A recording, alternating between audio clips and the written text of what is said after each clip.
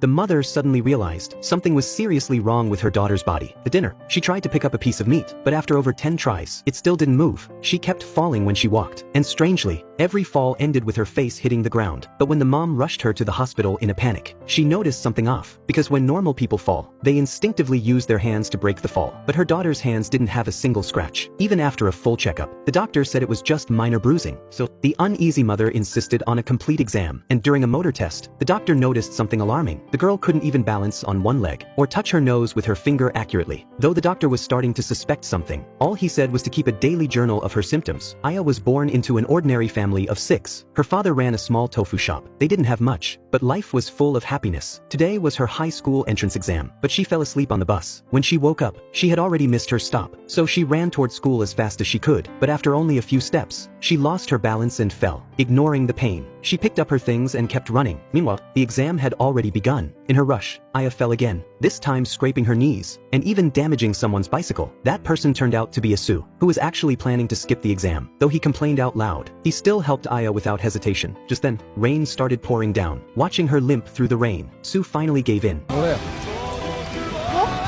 He brought Aya to the school, and after dropping her off at the nurse's office, he quietly tried to slip away, but a teacher holding test papers stopped him. She said they could take the exam right here in the nurse's office, but to keep things fair, the time limit for the first section wouldn't change. Aya was overjoyed. When Asu tried to explain, the teacher simply replied,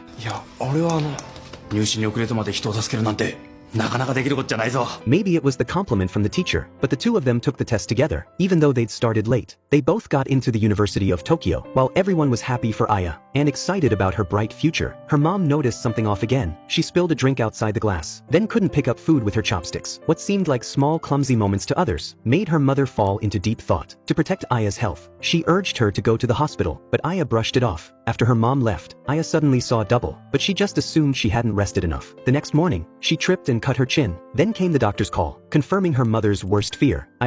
Her mind would remain sharp, but her body would gradually stop responding. Even worse, there had never been a single successful cure in the world. The doctor's words left her mom in shock. She couldn't believe her 15-year-old daughter had such a devastating illness. At that very moment, Aya was still working on a school task, trying to convince her classmates to join the choir competition.